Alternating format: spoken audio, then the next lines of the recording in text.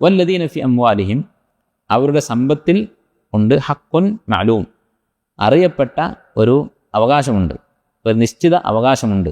ലിസ്സായിലി വൽ മഹ്റൂം, യാചകൻ, ചോദിച്ചു വരുന്നവൻ, അതുപോലെ ചോദിച്ചു വരാത്ത ദരിദ്രന്മാർ. മഹ്റൂം എന്ന് പറഞ്ഞാൽ ദരിദ്രനായിട്ടുള്ള, സമ്പത്ത് തടയപ്പെട്ട ആളുകൾ, റിസ്ക് തടയപ്പെട്ട ആളുകൾ.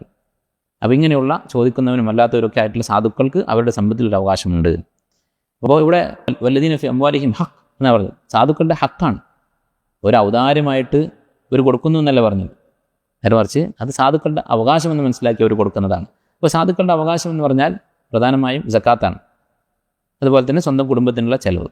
അതുപോലെ തന്നെ മറ്റൊരു അവകാശം എന്താണ്? ചോദിച്ചു വരുന്ന ആളുകൾ. ഒരാൾ ചോദിച്ചു വന്നാൽ ഭക്ഷണമാണ് ചോദിക്കുന്നതെങ്കിൽ അയാൾക്ക് ജീവൻ നിലനിർത്താൻ വേണ്ട അടിസ്ഥാനപരമായ ആവശ്യം ഭക്ഷണമാണ് അയാൾ ചോദിക്കുന്നതെങ്കിൽ നമ്മളോട് നേരിട്ട് ചോദിച്ചു കഴിഞ്ഞാൽ മുഅയ്യനായിട്ട്, അല്ല പൊതുവായിട്ട് ഒരു അങ്ങാടിയിൽ നിന്ന് ചോദിക്കില്ല, നമ്മളെ അടുത്ത് വന്ന് ചോദിച്ചു കഴിഞ്ഞാൽ കൊടുക്കൽ നിർബന്ധമാണ്. ഷെയ്ഖുൽ ഇസ്ലാം ഇബ്നു തൈമിയ്യ റഹിമഹുള്ളാഹ് പറയുന്നത് കാണാം ഈ ആയത്തിൻ്റെ അടിസ്ഥാനത്തിൽ. ഷെയ്ഖുൽ ഇസ്ലാമിൻ്റെ മുഖ്തസറുൽ ഫതാവ അൽ മിസ്രിയ്യ എന്ന് പറയുന്ന കിതാബിൽ കാണാം, അസ്സായിലു ഇദാ ളഹറ സിദ്ഖുഹു വജബ ഇത്ആമുഹു, യാചകൻ അവൻ്റെ സിദ്ഖ് ബോധ്യപ്പെട്ട് കഴിഞ്ഞാൽ, തട്ടിപ്പുകാരനല്ല എന്ന് ബോധ്യപ്പെട്ട് കഴിഞ്ഞാൽ വജബ ഇത്ആമുഹു, അവന് ഭക്ഷണം കൊടുക്കൽ വാജിബാണ്. ഈ ആയത്ത് തെളിവായിട്ട് അദ്ദേഹം ലിസ്സായിലി വൽ മഹ്റൂം എന്നുള്ള ആയത്തിൻ്റെ അടിസ്ഥാനത്തിൽ എന്നാണ് അദ്ദേഹം പറയുന്നത്.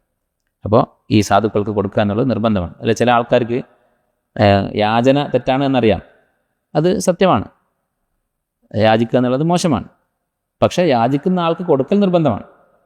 യാചന തിന്മയാണ്, മോശമാണ് എന്ന് മനസ്സിലാക്കിയിട്ട് അതിൻ്റെ അടിസ്ഥാനത്തിൽ എന്ത് ചെയ്യും? യാചകന്മാർ ഒരു വെറുക്കപ്പെട്ട വർഗ്ഗമാണ്, പിന്നെ അടുത്ത സ്റ്റെപ്പ് അവർക്ക് കൊടുക്കാൻ പാടില്ല എന്ന് വിചാരിക്കുന്ന ആളുകളുണ്ട്.